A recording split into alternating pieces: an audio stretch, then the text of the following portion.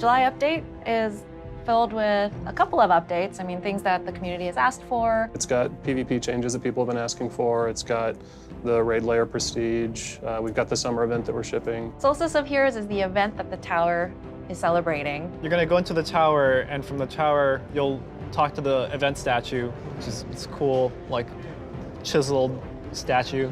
Kind of like Josh Hamrick, chiseled. He's as chiseled as Josh Hamrick.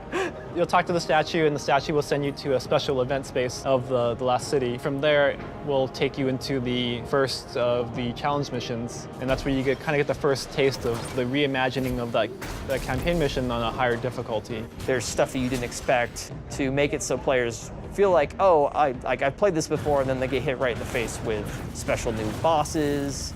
Yeah, there's definitely some parts in some of these missions where you'll need help. Bring your friends. Yeah, It's always fun when all your buddies are dying with you. Moments of triumph are what the players are actually going to be doing all the way up until Forsaken. And if you actually complete your moments of triumph, then you may get a special shirt, which you're not wearing today. No, I'm not. I should have worn mine today with my name on there every year. Yeah. We've got bounties coming back for the first time in D2. Those will be on the Crucible and Vanguard vendors. We've got the 6v6 Quickplay node that we're adding that's going to be permanent. So Iron Banner in this update, we basically put more theming on it, more Iron Banner motifs. So we replaced the control zone flags with fire pits that ignite when you capture them. Seriously? And yeah. That sounds awesome. There's wolves howling when you get a power play. And the big change is when you have a power play, the zones lock for 20 seconds, and so they can't be recaptured. It plays very different. It's a lot of fun. For the sandbox, a bunch of exotic armor updates, and we've got a bunch of new exotic weapon catalysts coming out. I'm very excited about the Karnstein Amulets for the Warlock. Magic. Vampire Claw. Yeah, you're gonna be magicking and vampiring and fireworks.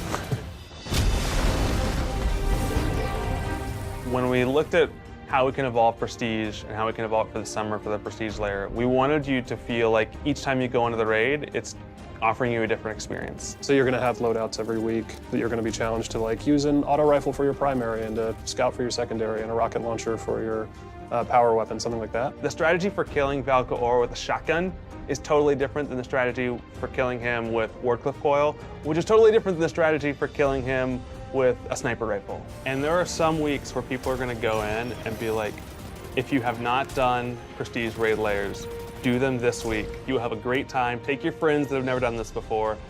And there are other weeks where you're like, oh, this is hard. Like, I don't know how to do this boss with this weapon, right? Like, how do we make this work? And we're excited about seeing that week-to-week change. One thing we haven't talked about is actually the rewards from the Prestige Raid Lairs are power level 400 weapons. So you get the power level 400 armor from Solstice of Heroes, and then you can get all the way up to 400 for your character by getting the weapons out of the Raid Lairs. So if you want to be rocking 400 when you go into Forsaken, you're gonna have to go into these Raid Lairs and find a way to sort of come out on top. Yeah, it's really about trying to find the balance between the things that we just need to address with the game, like things that need to be better, bugs that need to be fixed, and then continuing to give them things that they weren't necessarily expecting. We're trying to give players more things to do, new things to do. Yeah, I think people are really going to like it.